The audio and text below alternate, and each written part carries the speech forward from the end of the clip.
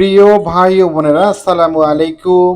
চলে আসছে ঈদুল আজহা, অর্থাৎ বড় ঈদ চলে আসছে। আর এই ঈদে আপনি কিভাবে আপনার হাড্ডিসার অর্থাৎ শুকনা যে গরুগুলো রয়েছে সেই গরুগুলোকে দ্রুত মোটাতাজাকরণ করবেন বিকল্প পদ্ধতিতে, সেই বিষয়টি নিয়ে আপনারা অনেকেই আমাদের কাছে কমেন্ট করেছেন। জি ভাই, আমরা আজকে আপনাদের একটি বিকল্প পদ্ধতি শেখাবো, যে পদ্ধতির মাধ্যমে আপনারা আপনাদের গরুগুলোকে সর্বোচ্চ পরিমাণে মোটা করতে পারবেন বিনা টাকায় বা বিনা অর্থেই।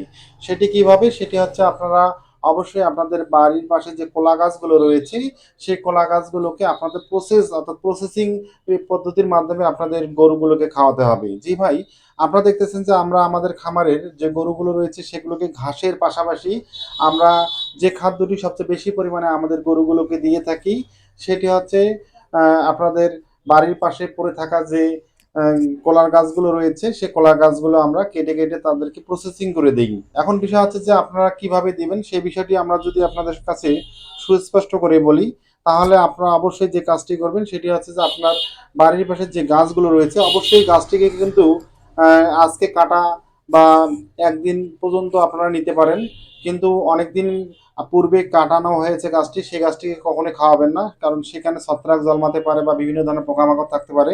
আপনারা দেখতেছেন যে আমরা আমাদের খামারের যে বাগানটি রয়েছে সেই বাগানে আমরা কলার গাছগুলো রয়েছে সেই কলার গাছগুলোর মধ্যে এই গাছটিকে আমরা কিন্তু আজকে সকালে কেটেছি, এবং এই গাছটিকে আমরা এখন খণ্ড অর্থাৎ ছোট ছোট আকৃতি করে কেটে নিচ্ছি, যাতে আমাদের গরুগুলোকে স্বাচ্ছন্দ্যভাবে খেতে পারে।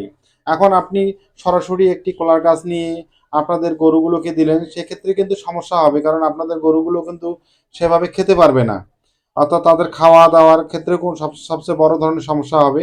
তাই আমরা বলবো যে আপনারা যখন কলার গাছ আপনাদের গরুগুলোকে খাওয়াবেন তখন অবশ্যই তাদেরকে প্রসেস করে নেবেন খাদ্যটি। কারণ খাদ্যটি যদি প্রসেস করে নেন সেক্ষেত্রে কিন্তু সবচেয়ে বেশি সুবিধা হবে কি, গরুটি স্বাচ্ছন্দ্য অর্থ সহজে খেতে পারবে। এখন বিষয় হচ্ছে যে কেবলমাত্র কি কলার গাছ খাওয়ালেই আপনার গরুটির মোটা তাজাকরণ হবে, সেটি কিন্তু সঠিক নয়। কারণ কলার গাছ খাওয়ার পাশাপাশি আপনাদের গরুগুলোকে কিন্তু দানাদার খাদ্যও খাওয়াতে হবে। দানাদার খাদ্যের মধ্যে আমরা ভুট্টার গুঁড়া খাওয়াতে পারেন, ফিড খাওয়াতে পারেন, তার সঙ্গে সরিষার খোল। এই বিষয়ে দানাদার তিনটি খাদ্য আপনি যদি আপনার গরুকে খাওয়ান, আপনার হাড্ডিসার বা শুকনা গরুটি দ্রুত গতিতে মোটা তাজাকরণ হবে ইনশাআল্লাহ। কিন্তু আপনারা তাদেরকে ঘাসের পরিবর্তে বা দানাদার খাদ্যের পরিমাণ যদি একটু কম থাকে সেক্ষেত্রে অবশ্যই আপনাদেরকে প্রতিদিন সকালে একবার করে হলেও কলার গাছগুলো প্রসেসিং করে খাওয়াবেন। কারণ কলার গাছে প্রচুর পরিমাণে ফাইবার এবং ভিটামিন থাকে, যার কারণে এই খাদ্যটি গরুর শরীরে সবচেয়ে বেশি পুষ্টিকর হিসেবে কাজ করে। আর যার কারণে আমরা আমাদের খামারে যে হাড্ডিসার শুকনা গরুগুলো রয়েছে সেগুলোকে আমরা দানাদার খাদ্যের বিকল্প পরিপূরক হিসেবে অনেক ক্ষেত্রেই আমরা সেই গাছগুলোকে কুচি কুচি করে কেটে এনে তাদেরকে খাওয়াই। এখন বিষয় হচ্ছে যে অনেক ভাই আমাদের কাছে কমেন্ট করেন যে ভাই, যে গাছগুলো রয়েছে অর্থাৎ কলা গাছগুলো রয়েছে সেগুলোকে আমরা যদি সরাসরি এনে দেই সেক্ষেত্রে খেলে আর কেটে কেটে খাওয়ালে তার মধ্যে পার্থক্য কী হবে? অবশ্যই আমরা বলবো যে কেটে কেটে খাওয়ালে সেটি কিন্তু তার হজম পরীক্ষার যে বিষয়টি রয়েছে হজম করতে সুবিধা হবে আপনাদের গরুটির।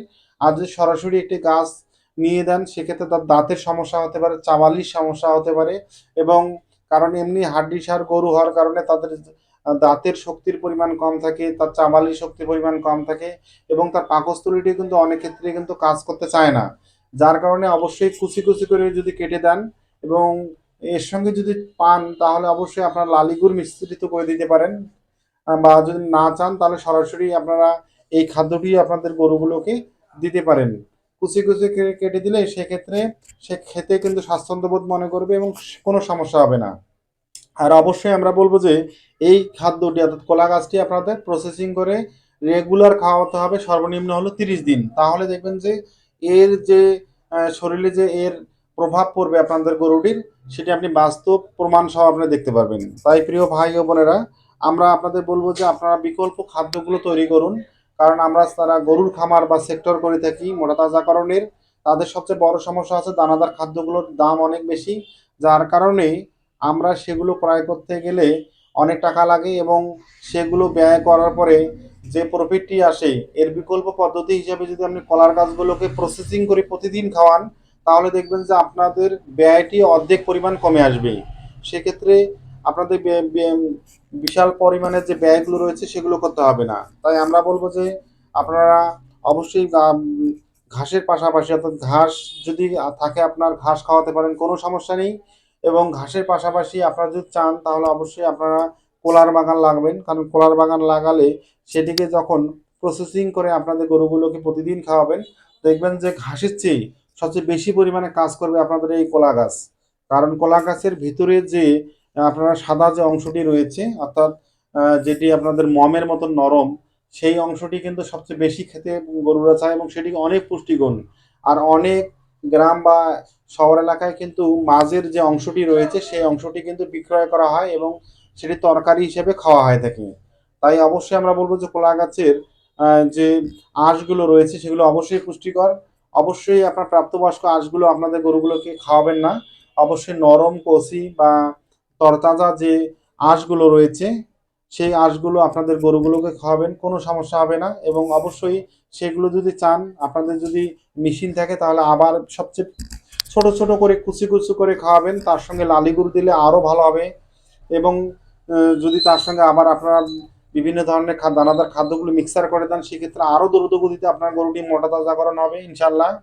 আর আমরা একটি কথা বলবো যে আপনাদের যদি আমাদের এই রাকিব অ্যাগ্রো ইউটিউব চ্যানেলের প্রতিবেদনগুলো ভালো লেগে থাকে তাহলে অবশ্যই আপনারা আমাদের চ্যানেলটি সাবস্ক্রাইব করবেন, বেল বাটনটি ক্লিক করে আমাদের সাথে থাকবেন। আমরা চাই যে হাড্ডিসার গরুর যারা খামার আমরা করে থাকি সেই খামার সেক্টরে যাতে ব্যয়গুলো কমিয়ে আনা যায়। এই ব্যয়ের কম আনার জন্য যে বিকল্প যে পদ্ধতিগুলো রয়েছে সেই পদ্ধতিগুলোই মূলত আমরা আপনাদের সামনে উপস্থাপন করতে চাচ্ছি, যাতে আপনারা খুব সহজে আপনাদের গরুগুলোকে অল্প ব্যয়ে সর্বোচ্চ পরিমাণে মোটাতাজাকরণ করে সর্বোচ্চ প্রফিট লাভ করতে পারেন। এজন্যে আমরা আপনাদের একটি পরামর্শই দিব যে আপনারা ঘাসের পাশাপাশি কলা গাছ লাগাবেন। সেক্ষেত্রে দেখবেন যে আপনার কলা গাছে কলা হওয়ার পরে আপনাদের সেই গাছটিকে কেটে আপনার গরুকে আপনি কুচি কুচি করে খাওয়াবেন। সেক্ষেত্রে আপনার দুটি লাভ হবে, একটি হচ্ছে কলা পেলেন আপনারা, কলার পাশাপাশি আপনার আরেকটি জিনিস পেলেন, আপনার গাছটি পেলেন, সেটি আপনাদের অবশ্যই তার খাদ্য হিসেবে ব্যবহার হবে, গরু গোখাদ্য হিসেবে। এবং গরুগুলো সেটি স্বাচ্ছন্দ্যে খাবে এবং সেইভাবে যদি আপনার রেগুলার 1 মাস যদি আপনাদের গরুগুলোকে খাওয়াতে পারেন দেখবেন যে সর্বোচ্চ পরিমাণে মোটা হবে ইনশাআল্লাহ। আর এটি ফাইবারযুক্ত খাবার, যার কারণে দ্রুত গতিতে গরুগুলো মোটা তাজাকরণ হবে, সেক্ষেত্রে কোনো সমস্যা নেই।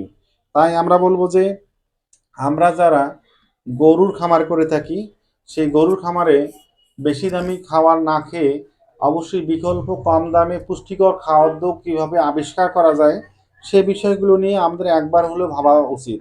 তাই আমরা বলবো যে প্রাণী সম্পদ অধিদপ্তরের যারা নিয়োগপ্রাপ্ত কর্মকর্তা রয়েছেন তারা অবশ্যই আমাদের যারা হাড্ডিসার গরুর খামারগুলো আমরা করে থাকি তাদেরকে সুপরামর্শ দিবেন, যাতে দানাদার খাদ্যের বিকল্প খাদ্যগুলো আমরা আবিষ্কার করতে পারি এবং আমরা আমাদের গরুগুলোকে খেয়ে সর্বোচ্চ পরিমাণে লাভ করতে পারি।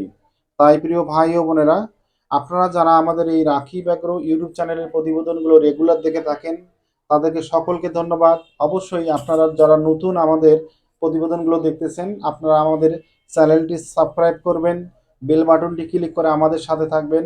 আমরা নতুন নতুন প্রতিবেদনগুলো নিয়ে আপনাদের সামনে হাজির হব ইনশাআল্লাহ। আপনাদের সকলকে ধন্যবাদ আমাদের সঙ্গে থাকার জন্য। আসসালামু আলাইকুম।